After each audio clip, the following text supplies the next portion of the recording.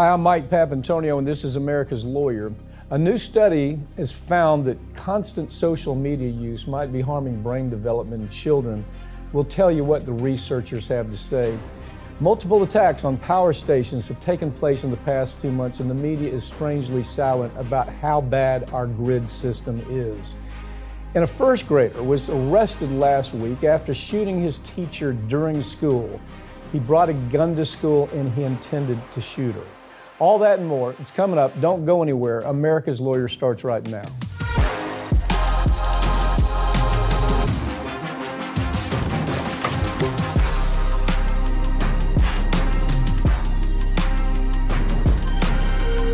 A study from North Carolina has found that social media could be impacting the brain development in children and teens. The studies are compelling.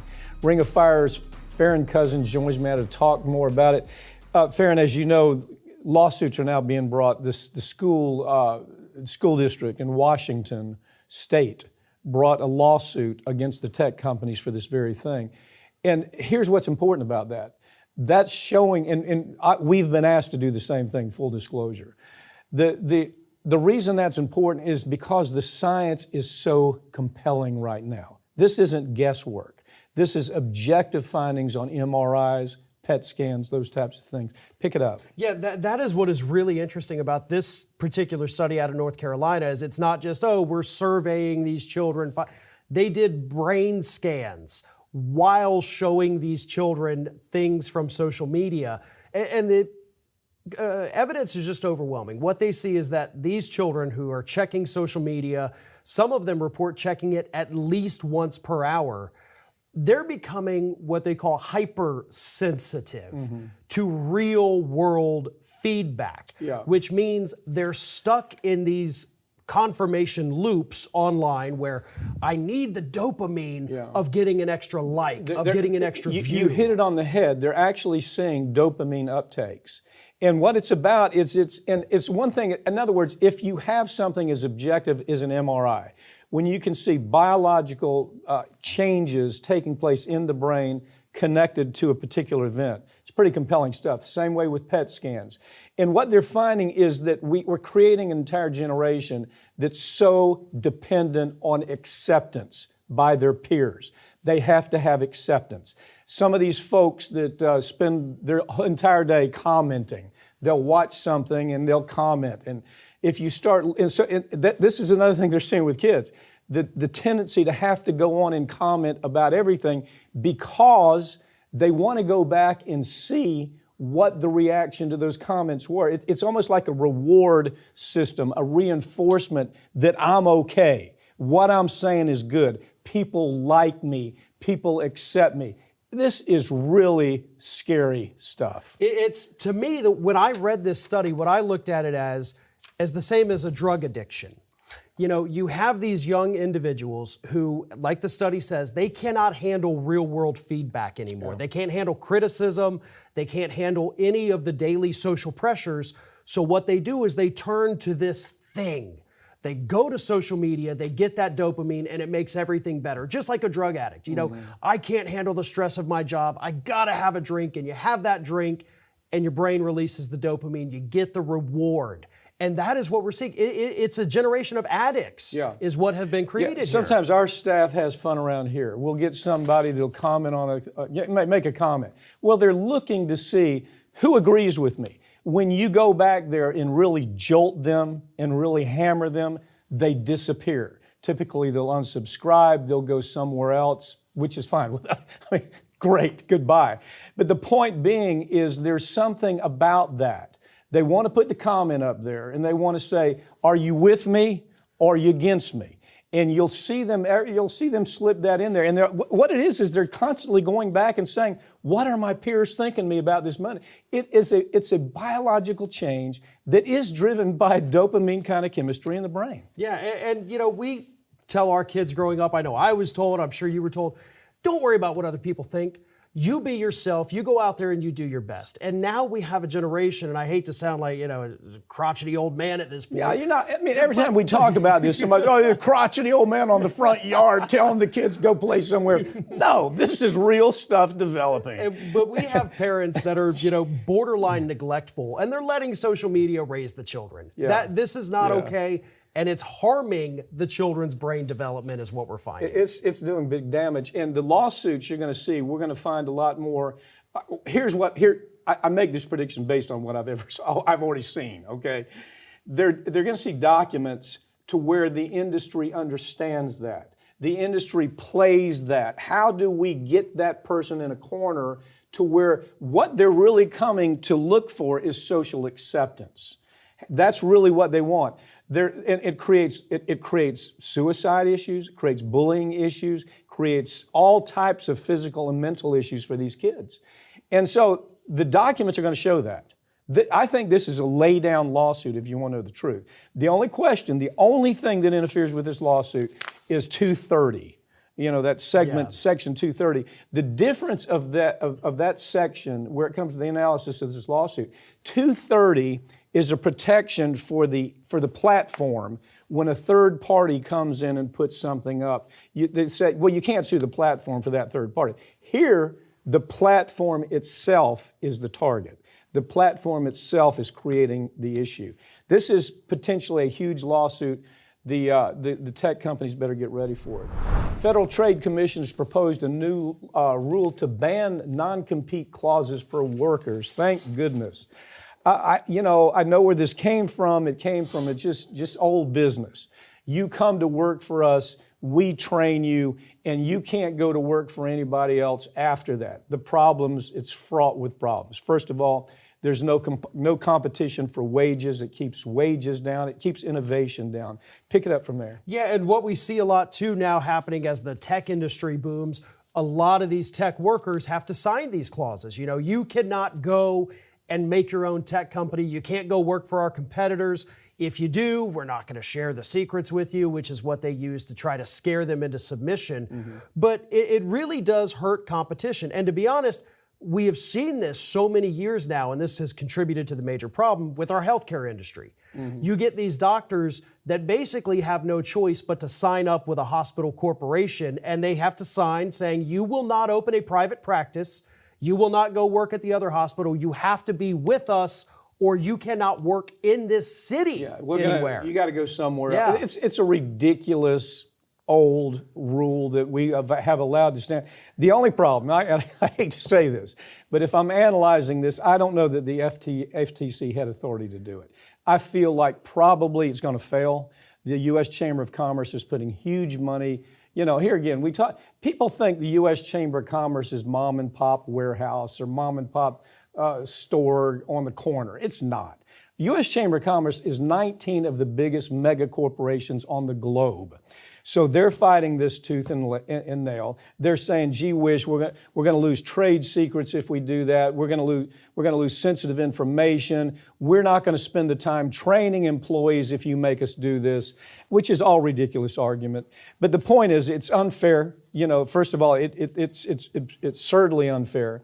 And it does, if you think about it, it holds wages down. Yeah. Because that person who's working for this corporation may say, well, right down the street, they're going to pay me $10 more an hour. Well, I'm sorry, Joe, you can't go there. And if you do, we're going to sue you, and we're going to sue them too. And you make a great point here too, because I thought the same thing reading through this. This is a wonderful proposal. It would be great to have it go through. It's going to get killed in court. Yeah. If it makes it all the way to our corporate-controlled Supreme Court or any of the corporate district courts, there is no way they are going to let this stand. It will die, unfortunately, but it's a step in the right direction. Well, that doesn't mean Congress can't take care of it. You see, they won't, again, because, again, the U.S. Chamber of Commerce are thugs. They're absolutely thugs.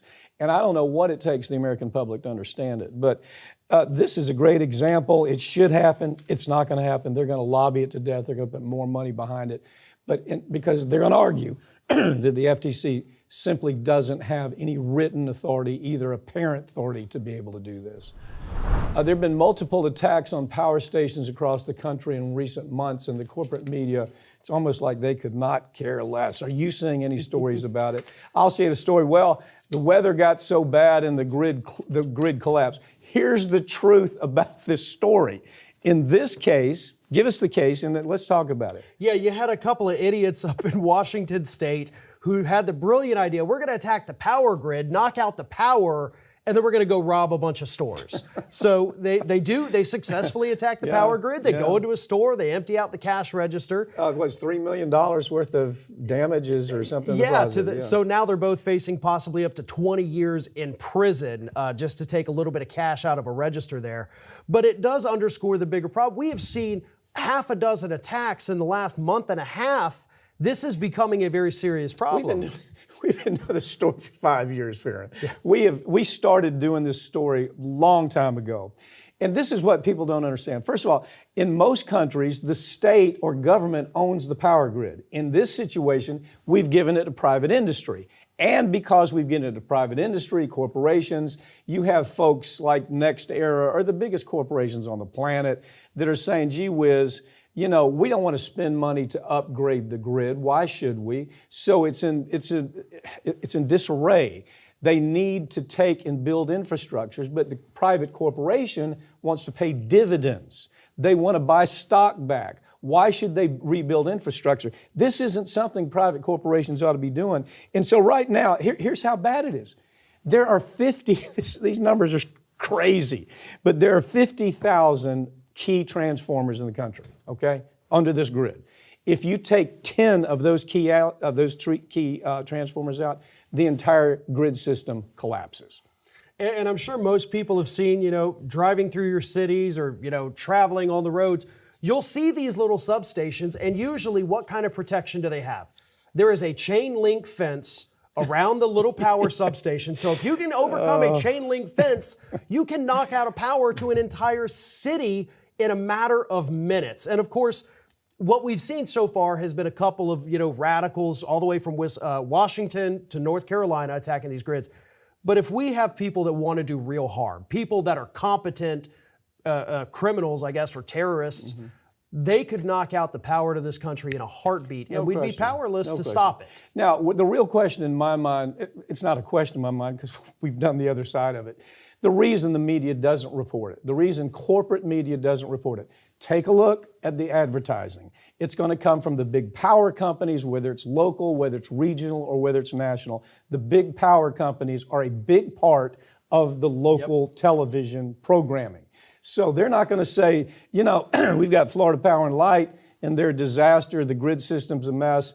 We've got NextEra that owns Florida Power and Light. Maybe they should pay better attention to the grid system. You don't see it. It all comes down to the dysfunctional nature of corporate media. Advertisers drive it and politics drive it. And otherwise, you're not going to see a story like this. Turn through the stations today, see how many times they're talking about it wasn't just about these nut jobs that were breaking in and trying to rob stores. It's about the power grid in general. Well, you know what? That is a great point, because when you watch TV, especially local TV, you know, your local ABC, NBC, CBS, Fox, you see commercials for the power companies all the time. And you have to start thinking to yourself, wait a minute, I don't have a choice. Why are they advertising to me? They're the only ones here. So if I want electricity, I have to go to them. It's not because they're trying to get you to buy the product. It's because they're paying off the media. That is a great angle. It's the same way with the weapons industry with McDonald. Well, you know, Raytheon goes on and they're talking about their Patriot missile, whatever the missile of the day is. Am I going to go buy a missile? Why is Raytheon up there? They're trying to buy access to the media. That's what it's all about. Same things happen here. A 6-year-old was arrested last week after shooting his teacher during class. You know, before we came on, I missed something that you pointed out to me, Farron. I think it's critically important. I read this. I thought the kid just had a gun. It went off in school. What you did as your research, you found there was intent to actually shoot the teacher. That is what the police officers who have already been investigating this, they say that this was not an accident. This child intended to come to school and shoot this teacher, who at this point still remains in critical condition. So a 6-year-old had the thought process going in their head. I have to do something about this teacher. So far, we don't know exactly maybe what has spurred that. Maybe the kid got in trouble the day before, we don't know. But the kid manages to get a gun. We're still kind of figuring out details. Where the hell did this come from? Gets into school, shoots the teacher. Mass panic, obviously, but luckily There's so nobody many parts else. to this story. I mean, Yeah. did the kid learn to do that watching Barney on children's TV? I mean, is that what? No, he didn't learn it there. He learned it somewhere else. He learned it on just watching general television, watching social media, playing games, whatever it may be. We can't go on and just ignore this white elephant that's in the room. I mean, there's some reasons that this kid, 6-year-old, was able to come up with mens rea and come up with a real notion. I'm going to go shoot that teacher, hopefully kill her. The other part of it, though, is some of this stuff's easy to solve. First of all, make the parents have an insurance policy on that gun.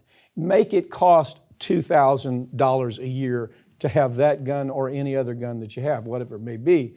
Require that they have a license for it, just like a driver's license, where they have to go to school and they have to sit through a week of school where they learn about the ins and outs and the probability. I mean, we do this.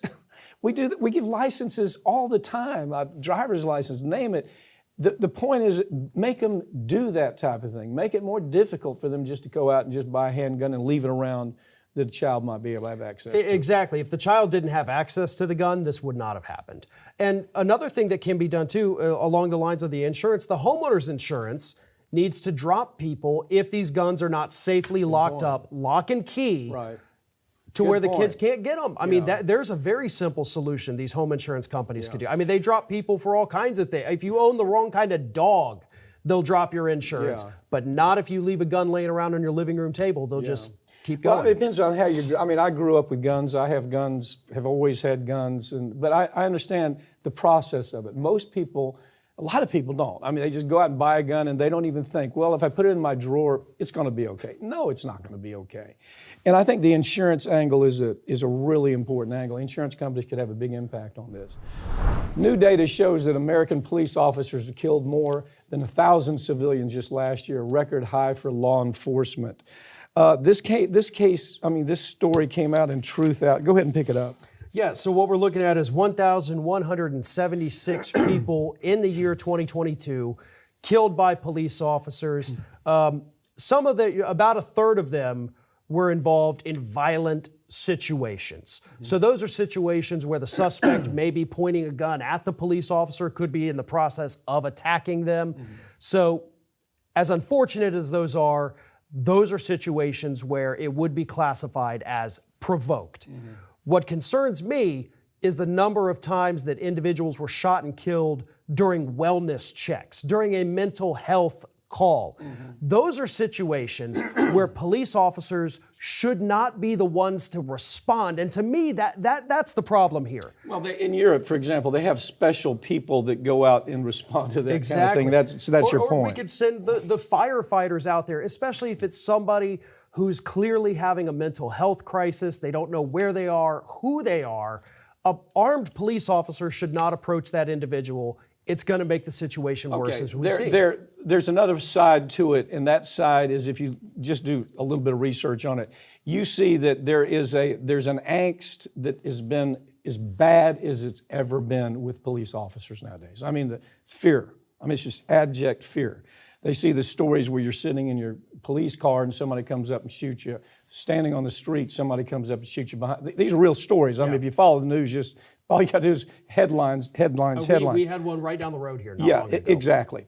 So the numbers, what's causing this angst has to do with the numbers. I mean, that's what the police unions are saying. They say, look, we had 2,400 victims, police officers that were shot. They were shot, some of them were killed. We had 1,100 victims of knife attacks and club attacks that took place. And what that's doing is it's putting the police officer in a heightened sense of protection. This is what they're saying, and they've got pretty good data to show it. But it's way beyond that. I think a lot of it has to do with basic training. If we have this is the reality, then we have to train around that reality, don't we? We need better de-escalation tactics with these police officers, and that's something you and I have talked about for well over a decade. because we have plenty of cops who are more than willing to go out there, shoot first, ask questions later. We've got plenty of cops who are also reluctant to do it and end up in a situation where they have no choice. We have to also understand that's a reality. So what we have to have, first of all, is a distinction of those two scenarios. But in the case where you just have these trigger-happy cops, there has to be better de-escalation. There has to be better training because, again, this doesn't happen anywhere else in the world. This is a uniquely American phenomenon. And part of the reason, too, that we do see the cops so fearful these days is because with the prevalence of guns, well, we're they are making it fearful easier because to of that. get I it. mean, they don't. If a policeman in say the UK, these numbers don't look like this in the UK. I mean, 2,400 police victims shot. Not all of them killed, but shot in the process of making an arrest. 1,100 of knife attacks and club attacks. So that heightens, I guess, sense of fear. I mean, I can see that.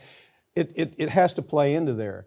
But then your point, I think, is, okay, we know that's a reality, so let's adjust to it and let's train around that. Well, and look, if you talk to these police unions, you're not going to find bigger supporters of gun control in the United States than these groups because they understand they are on the front lines and they do see the real danger that everybody having a gun poses to society. And as you showed there with the numbers too, they're on the other side of it as well. Yeah, I think overall there was a 60% increase in violence against police, not just while they're making an arrest. When they're sitting in their police car, when they're walking down the street, a 60% increase in that level of violence. New documents show that the government lied about a drone strike that killed an Afghan civilian and a group of children August 2021. You did this story. I remember us doing it on the show. And we actually saw the film footage.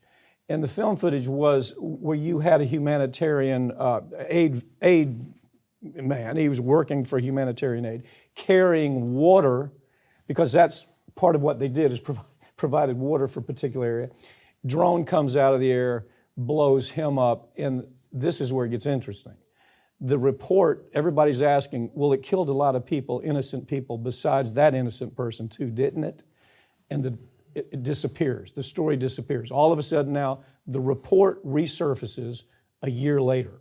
And we learn some new things, don't we? Yeah, we do. We learned of the intelligence failures leading up to that attack. And I think we're talking about 5 or 6 children, little kids killed in this attack.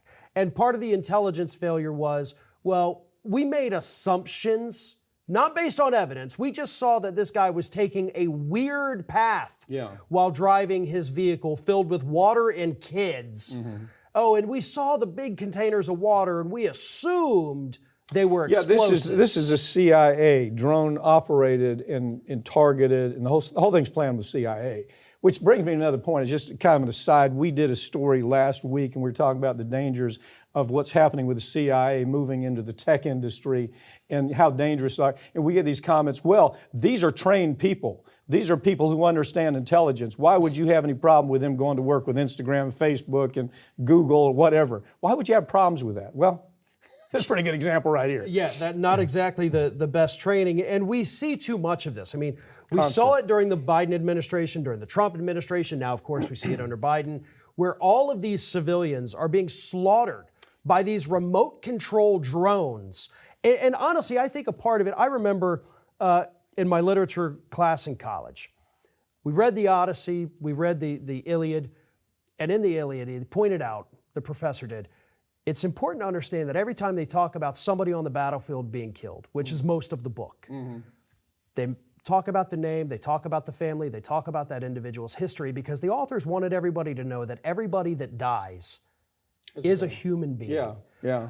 And when we have now evolved from having to be up close to kill somebody, to now you can do it remote control from thousands of miles away. It desensitizes and you take away the humanity of these people. And so that's why it's easy to just click a button and say, oops, wrong guy, let's reload the drone and do it again. Right. So they start off this is a righteous kill. We did everything right. This is CIA, righteous kill. We didn't make any mistakes. And now the end line is, oh my God, this is a tragic, horrible mistake, and we're sorry. Here's where it really gets interesting. The people, I promise you, who helped delay this report, helped cover it up, make everybody just forget about it, wait a year and a half before we ever bring this out, are the people who built these rockets, built these drones. Lockheed Martin, General Atomics, they build these things like the Reaper or the Hellfire missile. Well, if it gets out, if the common discussion is the Hellfire missile is inappropriate because it kills everything around it. It kills civilians. It's not really targeted in the way that Lockheed Martin says it's targeted. If that gets out, the government has to respond, and they don't buy as many Hellfire. The industry is part of keeping this just as quiet as they can. Let's wait a year and a half before anybody talks about it. Yeah, and it's because they've kind of moved into this approach now where it's like, okay, we have the field.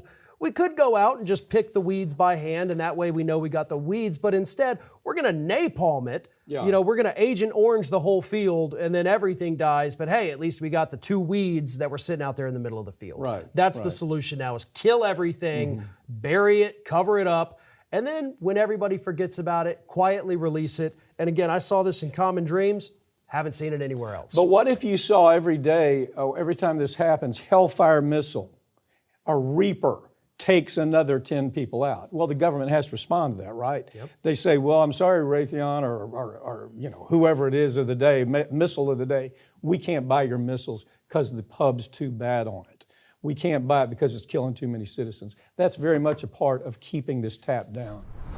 Ron DeSantis is the clear front runner for 2024 right now for the Republicans, but that might work against him in the long run. They've done so many studies on this. They look at, I think the best example was Bush. Yeah, a little, what's his name? Jeb Bush, little Jeb. Okay, so little Jeb is, he's out there, he's the front runner.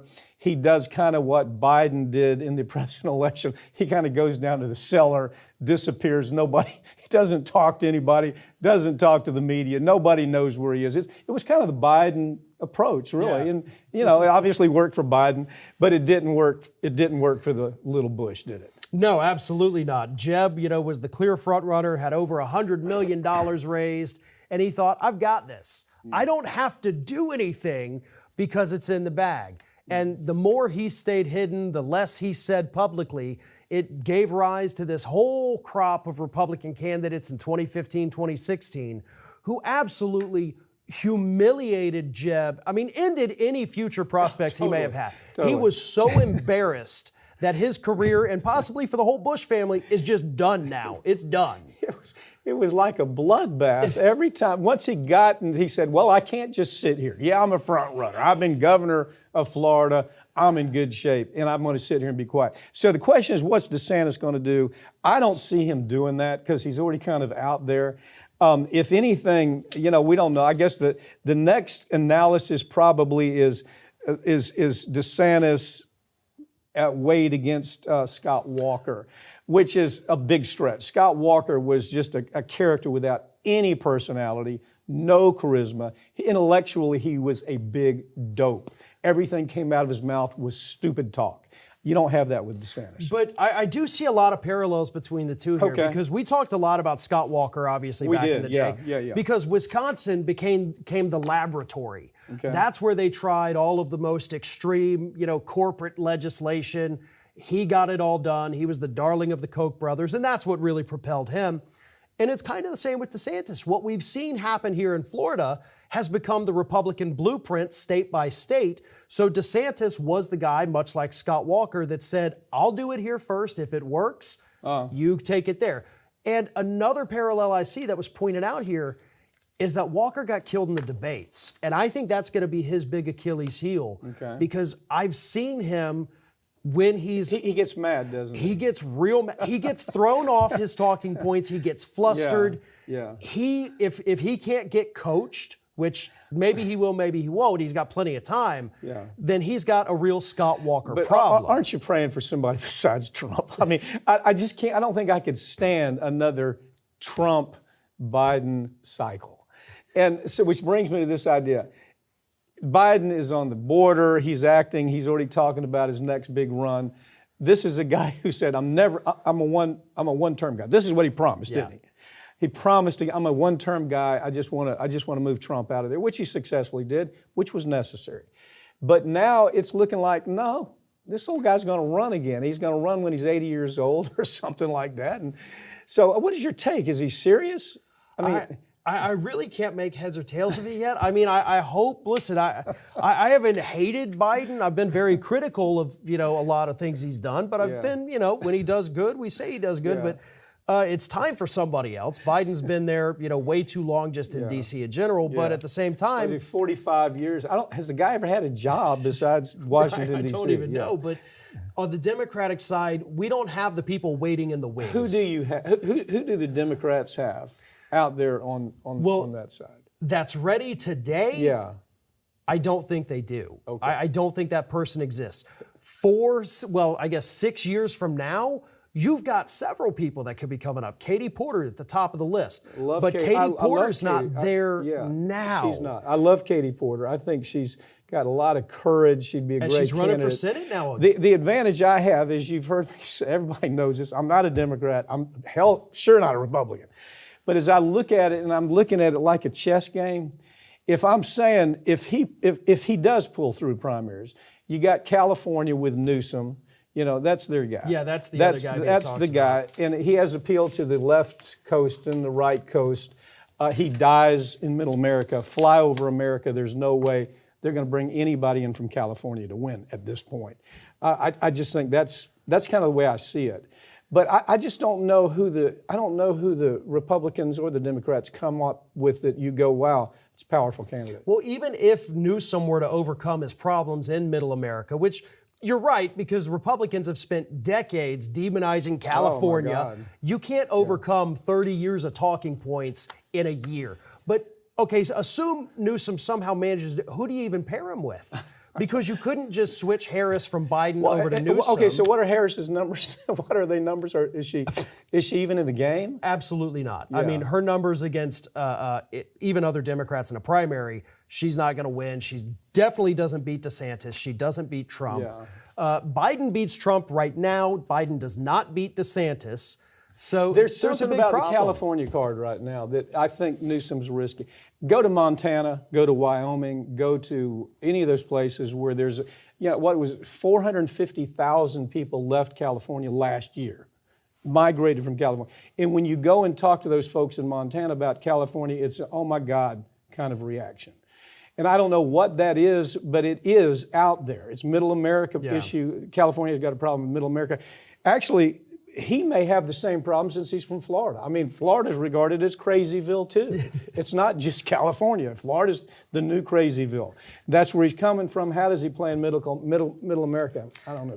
So if the Democrats do come up with somebody else and it's not Newsom, even though Newsom is ready to go, he says, you're going to end up with probably a sleeper candidate, maybe a Gretchen Whitmer from Michigan, which Michigan would be a good place to get somebody, or maybe a Jared Polis from Colorado. We'll see as it develops. Yeah. It's starting to develop, as you know. Farron, thanks for joining me, okay? Thank you. That's all for this week, but all of these segments are going to be available this coming week right here on this channel, and you can follow us on Twitter at America's Lawyer. I'm Mike Papantonio, and this has been America's Lawyer, where we tell you the stories every week that corporate media can't and won't tell you because their advertisers won't let them tell those stories, or because their political connections are so tribal that it doesn't allow for it. We'll see you next time.